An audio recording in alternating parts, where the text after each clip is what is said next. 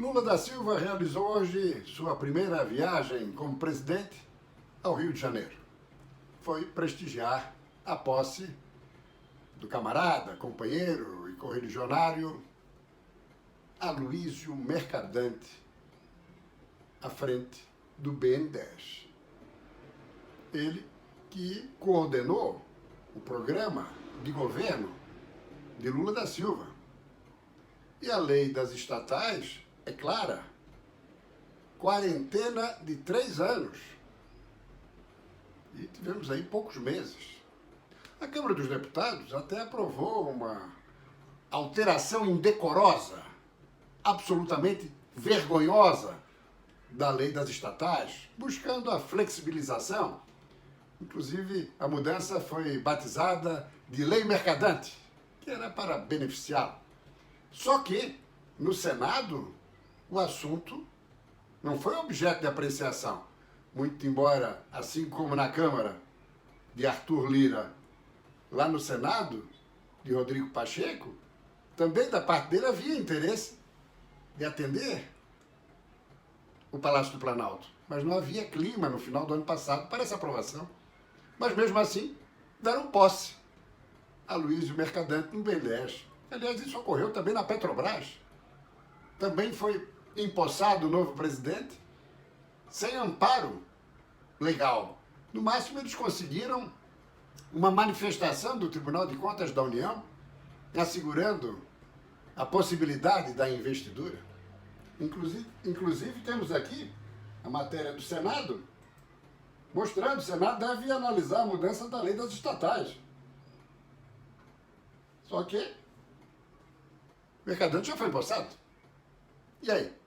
Como é que ficamos? Foi muito bem. Vamos aqui para a posse dele. Temos aqui, ó, Mercadante com Lula. A foto não é de hoje, evidentemente, mas a presença de Lula da Silva no Rio. Inclusive, Lula declarou, durante a posse, no seu discurso, que o BN10 nunca deu dinheiro para país amigo e atribuiu os calotes de países como Cuba e Venezuela a Jair Bolsonaro, porque teria rompido relações com os dois países e por isso os dois países não pagaram. Uma brincadeira de mau gosto.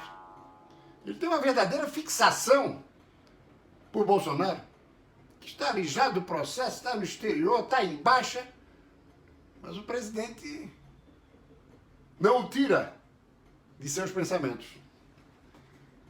E depois tem aqui também a posse, que foi muitíssima prestigiada. Muitíssimo prestigiada a posse. E aí coloca aqui que até ministro do Supremo Tribunal Federal, Gilmar Mendes, marcou presença. O que um ministro, um magistrado da Suprema Corte, tem a ver com a posse de um presidente de banco? Eu gostaria de entender. Isso em qualquer país civilizado, seja nos Estados Unidos ou na Comunidade Europeia, isso é visto como algo inapropriado, inadequado, impróprio. Só no Brasil se vê isso com naturalidade.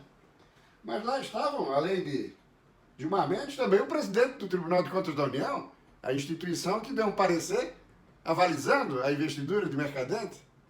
Veja só, Bruno Dantas. Também Geraldo Alckmin, vice-presidente, que é o ministro da Indústria e Comércio. O governador do Rio, reeleito, Cláudio Castro. O prefeito Eduardo Paes. E assim por diante. E assim por diante.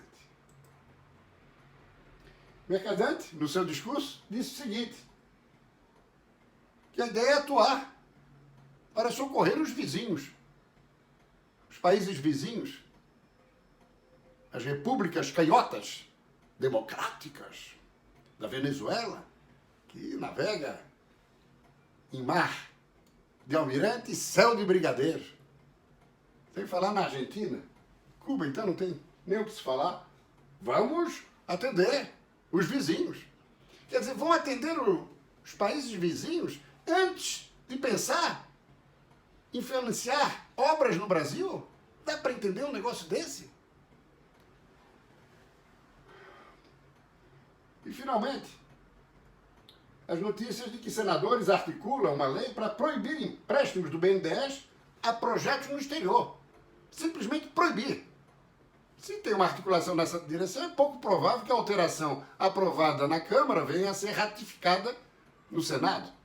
E não sendo confirmada no Senado, a aprovação da Câmara perde seu valor. Como é que fica a situação de Mercadante? E o deputado catarinense Daniel Freitas, do PL, reeleito, está entrando com uma proposta muito interessante na Câmara. Querem transferir recursos a outros países para o exterior só mediante aprovação da Casa Legislativa. Das duas.